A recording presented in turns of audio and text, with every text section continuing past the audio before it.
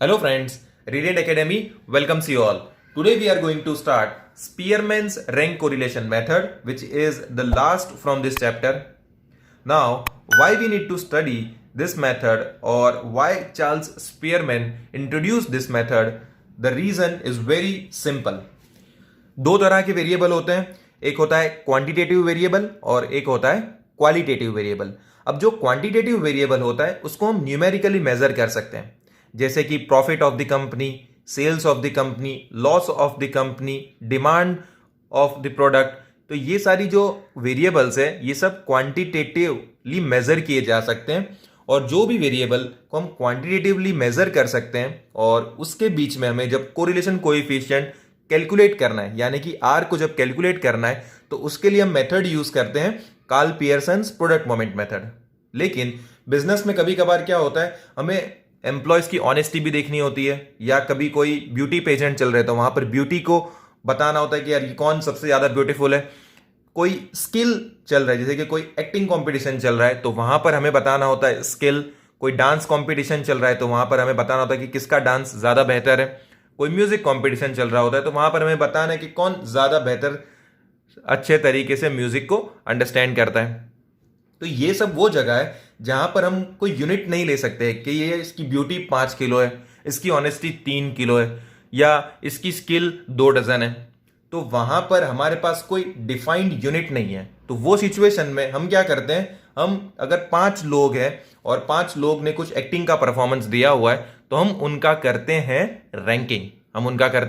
Ranking. जैसे कि ABCDE ये 5 लोगों ने स्टेज पर आकर एक्टिंग की है, तो जजेस लोग क्या करते हैं, उनको रैंक करते हैं कि A का फर्स्ट रैंक, B का सेकंड रैंक, C का थर्ड रैंक और DE का fourth and fifth rank respectively. अब इस तरीके से जज नंबर 1 ने ये रैंकिंग दिया है. उसके बाद में वैसे ही जज नंबर 2 रैंकिंग देगा, उसके बाद में जज नंबर 3 रैंकिंग देगा. अब इन्हें कोई फाइनल कंक्लूजन पर आना है जब प्राइस डिस्ट्रीब्यूशन कर रहे हैं तब. तो तीनों जज के रैंकिंग में सिमिलैरिटीज को चेक करना होगा.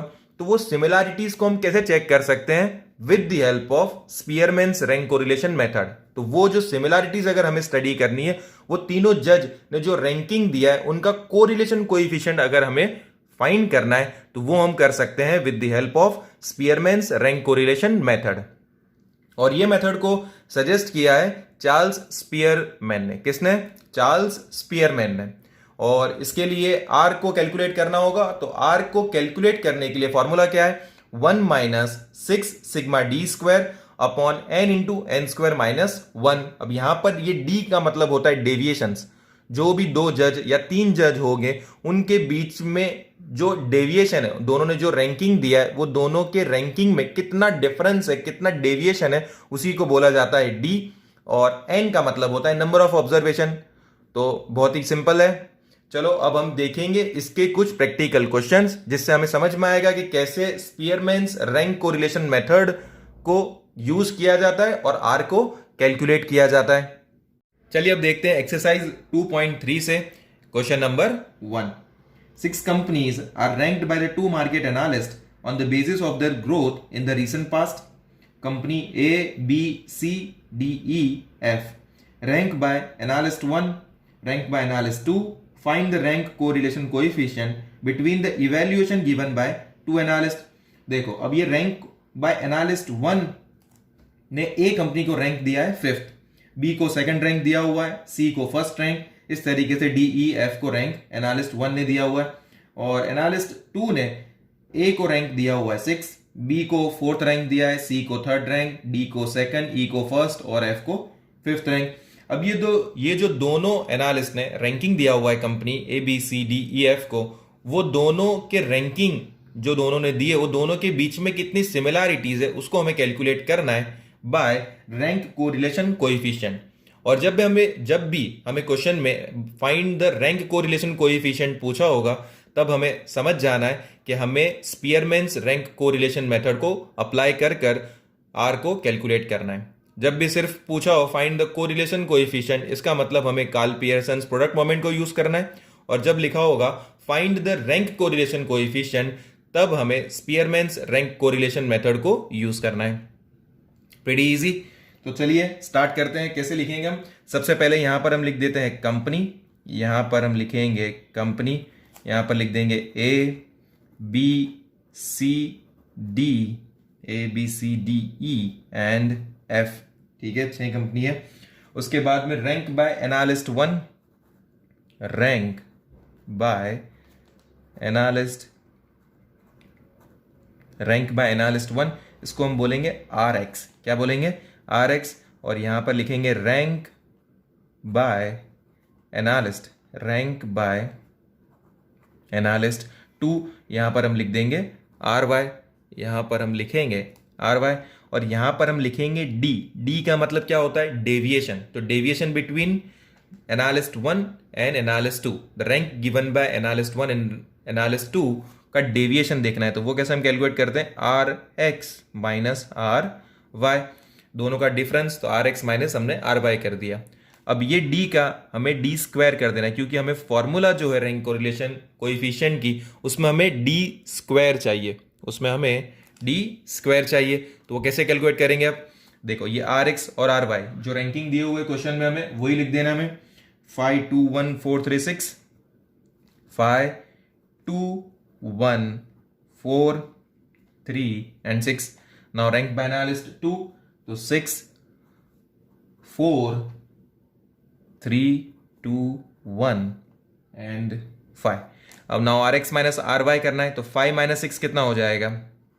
-1, 2 minus 4 -2, 1 minus 3 -2, 4 minus 2 2, 3 minus 1 2, 6 minus 5 1। अगर किसी का मैथ्स थोड़ा वीक हो और वो उसके मैथ्स में हमेशा कम मार्क्स आते हो और मैथ्स से हमेशा उसकी दुश्मनी रहती हो, तो वैसे सारे स्टूडेंट्स को मैं एडवाइस करूंगा कि इस तरीके से मत कैलकुलेट करना। आप अपने कैलसी पर ही करना, 2 माइनस 4, कैलसी पर ही करना 1 माइनस 3। ठीक है, ये मैं उन लोगों के लिए बोल रहा हूँ जो मेरे ऐसे स्टूडेंट्स थे जब मैं पढ़ाई करता था। ठीक है, तो आपको ये तो इस तरीके से करना है और कोई रिस्क नहीं लेना है। और ये सब तो इजी क्वेश्चन है, इसके एक भी मार्क्स हमारे कोई सिली मिस्टेक की वजह से नहीं जाने चाहिए।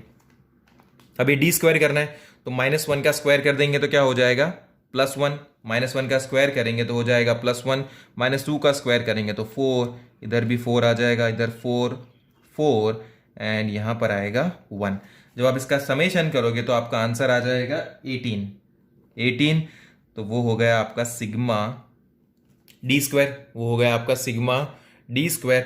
अब फॉर्मूला अप्लाई कर देंगे रैंक कोरिलेशन कोएफिशिएंट के लिए, तो R equals to 1 minus 6 sigma D square, 1 minus 6 sigma D square upon n into n square minus 1 as it is यहाँ पर, 6 एज इट इज यहाँ पर। सिग्मा D स्क्वायर हमने क्या कैलकुलेट किया है? 18। सिग्मा D स्क्वायर हमने क्या कैलकुलेट किया है?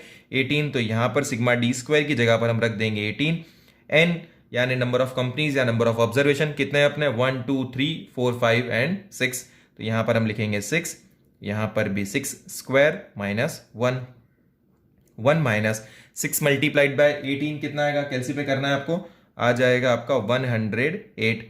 और यहाँ पर 6 एज इट इज, 6 का स्क्वायर होता है 36 माइनस 1। इसके बाद में मैं इधर आ जाता हूँ, equals to 1 minus 108 upon 6, 36 minus 1 is 35, 1 minus 108, 35 multiplied by 6 कितना आ जाएगा आपका? 210। यहाँ पर लिख देना है हमें 210। 108 अपॉन 210 जब आप कैलसी पर करोगे तो आपका आंसर आएगा 0.51 और फाइनल इसका आंसर आ जाएगा 0.49। तो R इक्वल्स टू आंसर आया 0.49। तो the rank correlation coefficient between the rank given by analyst 1 and analyst 2 is 0.49। तो ये हो गया हमारा सिंपल सा कैलकुलेशन। तो काफ़ी ज़्यादा आसान है ये मेथड। तो ये मेथड से अगर क्वेश्चन आ जाता है तो आपके लिए जैकपॉट ही है। ठीक है, तो अब ये क्वेश्चन नंबर 1 से जो सिमिलर क्वेश्चन है वो मैं आपको बता रहा हूँ। तो वो है, एक तो आपका इलस्ट्रेशन नंबर 16, 17 एंड 18 और एक्सरसाइज का है क्वेश्चन नंबर 2। ओके।